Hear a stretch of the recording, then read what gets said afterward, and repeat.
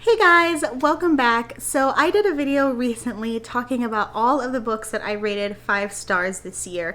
So I thought this time around I would do the opposite and talk about my least favorite books that I read this year, including ones that I DNF'd.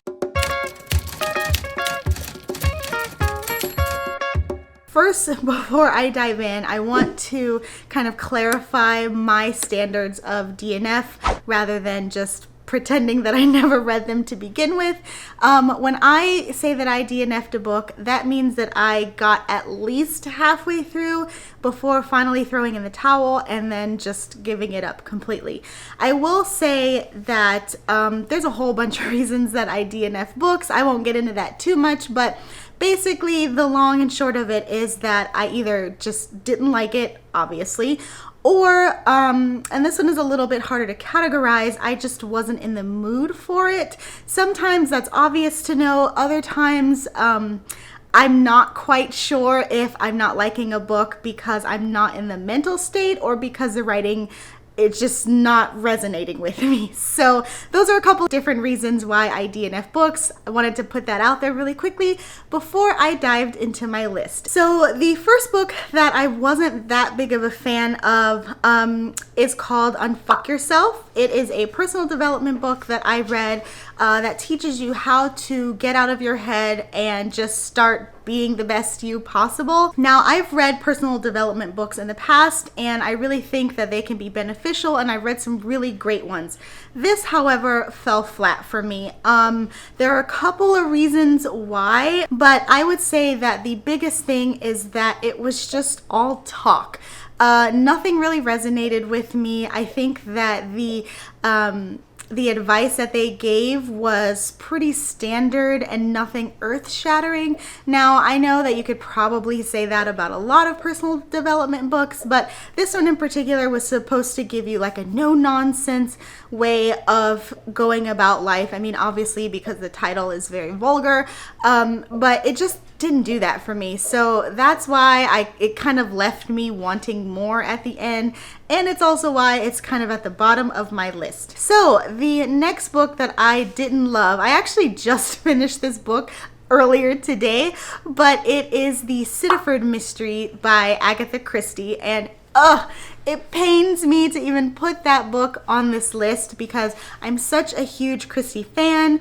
Actually, my husband and I have a annual tradition, I guess you could call it, where we read a holiday or Christmas or wintry themed Agatha Christie book every year around Christmas time. This year was Acidified Mystery, which takes place during the winter time because there is this kind of cozy, snowy atmosphere location. Unfortunately, it was boring. I hate to say it because I'm such a fan of her books. However, I think for me, the biggest reason why I didn't love it is because it featured a character that wasn't her usual well-known Poirot or Miss Marple. And I'm pretty sure I've read books before that don't contain those characters. But for some reason, this one fell flat because it was lacking the charm that the Marple and Poirot characters typically bring to stories. There was a woman who is trying to figure out who actually committed the murder because she is trying to clear the name of her fiance. And then there's also the police inspector trying to do the same job as well. And you would think that that would work, but it just didn't. Other than the woman obviously being smart enough or clever, as they described her, to try and get to the bottom of things, it just fell flat. Now, I will say one of the things that drew me in, which happened in the very beginning, was the way that the death was discovered, which was via a seance, which I thought was super interesting. I had never read any of Christie's kind of more supernatural element books, but that was about it. That was probably the only good thing that I can say about it. So unfortunately, that goes on this list as well. Okay, so this next book that I read was actually a DNF, and it's Stalking Jack the Ripper. I read this around Halloween time because obviously I was trying to get into that fall spooky mood. There were a couple of other darker books that I read around this time, and I believe I picked this one up because there was the third book in the series that had just come out earlier this year, and I wanted to catch up on the series because it had been on my TBR for the longest time, and the concept sounds so interesting. I got over halfway through and it just totally wand for me. Now this is why I kind of gave that caveat in the beginning, because I'm not sure if the writing fell flat, the story just wasn't that interesting, or if I just wasn't in the mood for it. I wanted to read it, so I'm kind of holding out hope. Maybe I'll give it a try later on. Now that I'm kind of talking about it out loud, maybe the reason that I just couldn't get on board is because it felt forced, because I was trying to read it within a certain time frame because of Halloween. I don't know, but all I do remember is that I found the main character, the female character, a little obnoxious. I don't know. Maybe I didn't read enough about her. You guys let me know. If you read the book and you enjoyed it, please leave a comment to kind of give me a reason to pick it back up. But as far as I know, it just didn't hold my interest long enough to finish out the book, and so therefore I DNF'd. Oh boy, okay, so the next book that I did not enjoy, and this is probably going to get me some heat, is The Death of Mrs Westaway by Ruth Ware. It was my first Ruth Ware book, and I have been wanting to read her books for a while. I actually picked this one up as well as In a Dark, Dark Wood at the same time because both of them sounded interesting to me, and the Dark, Dark Wood book still sounds interesting to me, but The Death of Mrs Westaway just put me to sleep. It was so disappointing. I listened to it on audiobook, and I typically listen to my audiobooks at about 1.25, 1.5, just because just because I like the characters to talk a little bit faster. But what happens when I'm bored with an audiobook or I'm just trying to get through it is I will bump it up to like 1.75 just to kind of go a little faster. This one I had to listen to on 2.0 speed because it was just dragging. I thought it was slow paced, not in a good way. I thought that the mystery was not that mysterious at the end. The climax part was just, it was like a wet blanket. I don't really know how to describe it because, to be honest, I tried to put this book out of my mind after I finished reading it, but I was really disappointed because a lot of people really enjoy it, and I know obviously I'm not going to love everything that everybody else loves, but I had high hopes for it. Unfortunately, it just didn't meet my standards. However, that's not going to put me off of Ruth Ware. Like I said, I'm still going to read In a Dark, Dark Wood. In fact, or rather, luckily, that one sounded the most interesting to me out of the two, so I'm holding out hope that I'm going to enjoy that one more. Oh, yes. Okay, so the next one that I want to talk about is City of Bones by Cassandra Clare. I had a video, which I will link here. I'm still bad at pointing. Let's hope it's here. But I actually had a video a while back confessing all of the popular authors whose books I had never read before.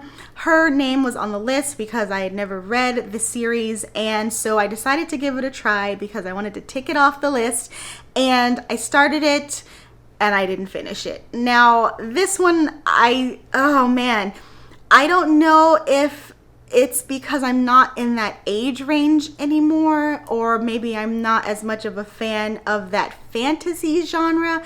I refuse to believe either of those are the reasons, but I just could not get into the book as much to let it hold my interest. It started off really interesting, I'm not gonna lie, and I was along for the ride with Clary and her friend whose name I'm forgetting, and the guys whose names I'm also forgetting.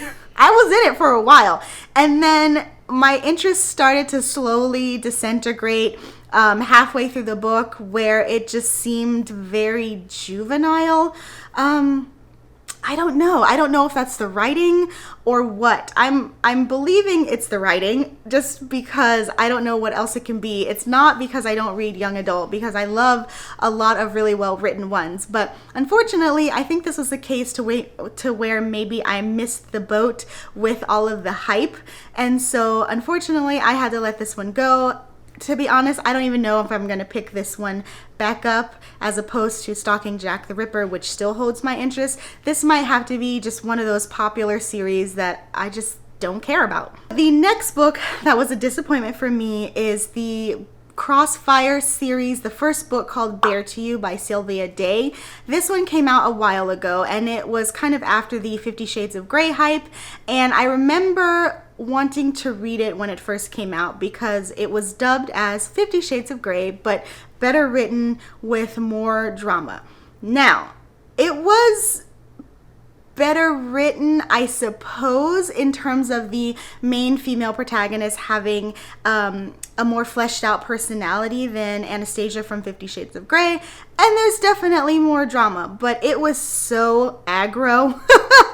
It was just over the top for me. It was way too much, so much so that I couldn't even enjoy or believe when the characters, well, let me rephrase. I couldn't believe, after all of the drama, the fact that the two characters would still want to get together. Now, I will say there is a triggering scene in this book like nobody's business. I don't want to say what it is, but just know that there's a huge trigger warning in this book that I wasn't expecting, and luckily it didn't bother me at all, but it threw me for a loop.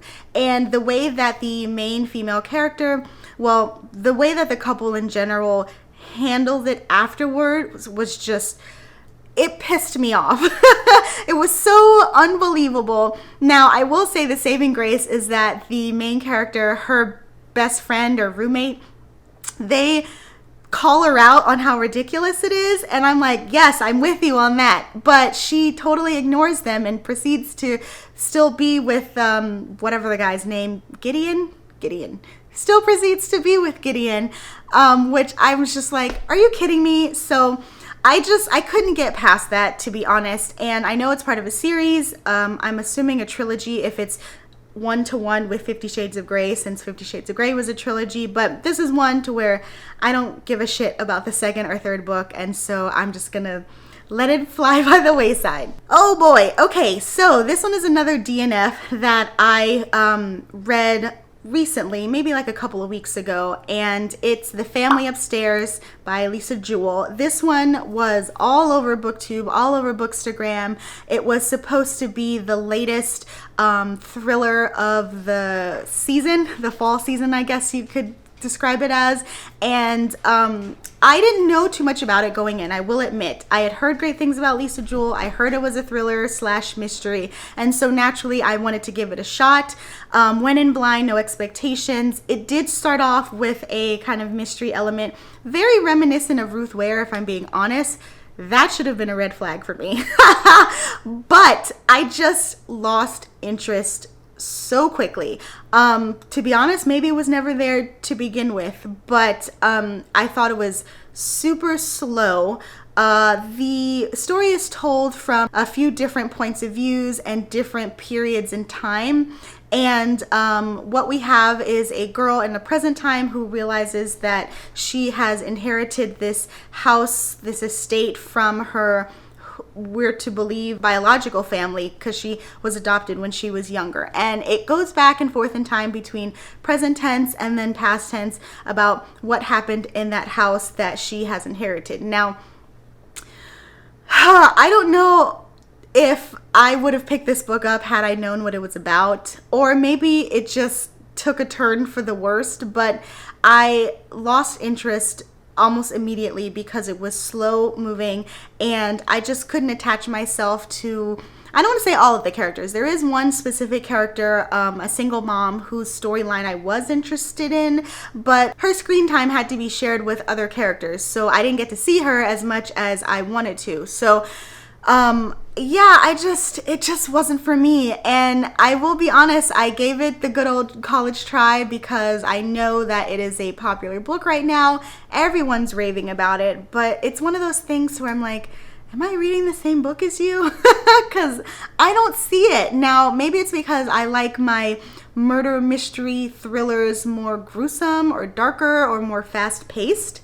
but this one just did not hold my interest, which is unfortunate. So this was a case where I will not be revisiting, even though I DNF'd it, and it's just gonna have to be one of those what could have been. Okay, so the last book on this list, one that I also DNF'd and one that is also a popular book, is Six of Crows by Leigh Bardugo.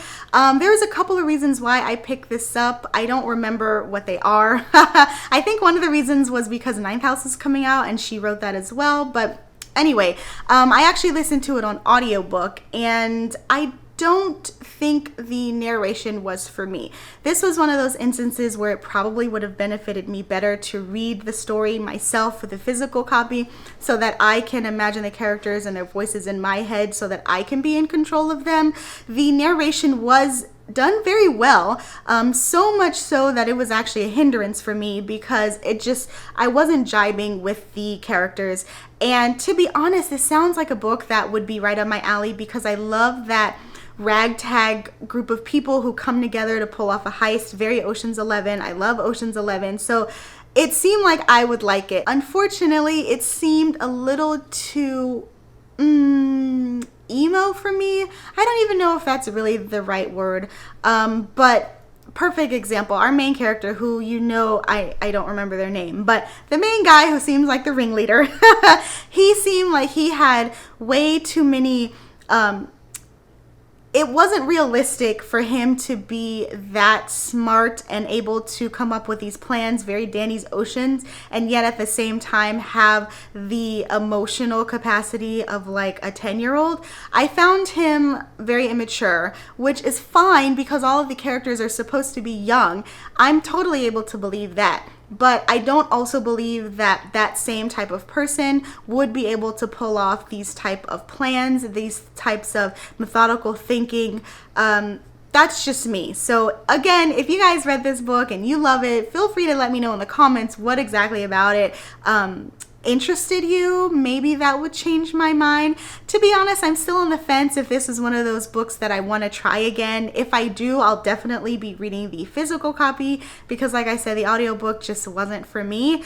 But yeah, I don't know. This was just one that I was disappointed in because I picked it up hearing lots of great things about it. I hear that the Grishaverse Grisha universe, I forget what it's called, but anyway, I hear that the series is fantastic, but it just wasn't for me. Now, is that because of the characters and their immature emotions, or is it the audiobook, or is it the fact that it's kind of like this fantasy world that I wasn't able to picture in my head? I feel like some of the descriptions were a little sloppy, so I wasn't able to formulate the world as much as I wanted to. Yeah, I don't know. It's probably a mix of all three, to be honest, but that said, I didn't finish it, so that's a bummer. Okay, so those are my list of disappointing reads for the year. I'm actually quite happy that the list is so short. I will say I don't typically DNF a lot of books, mostly because I'm pretty judicious about what books I pick up in the first place, because I like to read for escapism, and I'll pick up a book only if I'm really interested in it. But unfortunately, I'm not going to love everything, which I totally understand. And so as long as my what I loved and my 5-star listing is longer than my what I didn't love / DNF listing, then I'm good. So I hope you guys enjoyed this video. As usual, please let me know in the comments if you have read any of these, what you thought.